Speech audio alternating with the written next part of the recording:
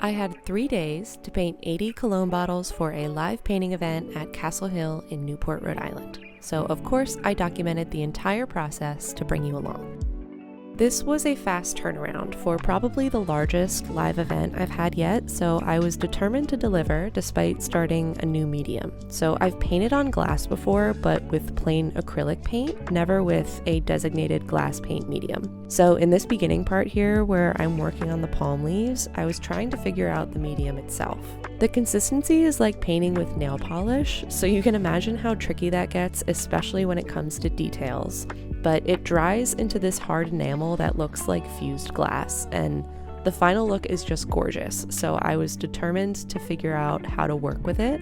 So I had to layer very differently than I do when I'm working with gouache, because it cures very slowly, so I decided to do one color at a time and assembly line all 80 bottles to turn myself into a literal machine.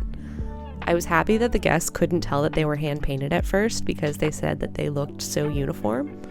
But by starting out this project with painting 160 palm leaves, it's safe to say that I got very familiar with the medium very quick. So I started in with my mid-tone green first, and then I just did highlights to try and capture the brightness of the scent. So I had originally designed a mock-up on my iPad and sent it over to the client for approval before getting started.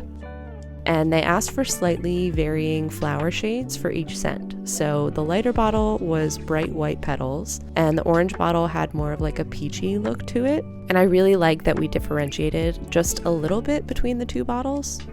After the palm leaves, I was able to go in with the general flower shades and then build up from there.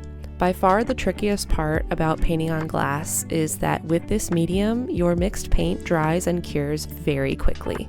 So it was a race against time to get each shade done before the paint cured from the little well that I was working from. And eventually I found that mixing within glass worked better, and I had like plastic tubs for a while, so I've been testing what keeps this medium freshest the longest. I tried ceramic, plastic, and glass containers, and the plastic mixed pigments definitely lasted the longest. Once I got past the initial shapes, it was pretty meditative from there, and the guests loved every part of it. I love working the live events just for the guest interactions, honestly, because the human connection is a part of my job that I feel like I don't get to experience a lot existing in the online space. So I'm not used to in-person events, so I'm trying to get more out of my comfort zone this year and to just do it scared, because Newport has so many live events and so many venues that I want to get more involved in that side of things. I really loved how this project went, and the event was absolutely beautiful, and you will see more of those details on my Instagram this week.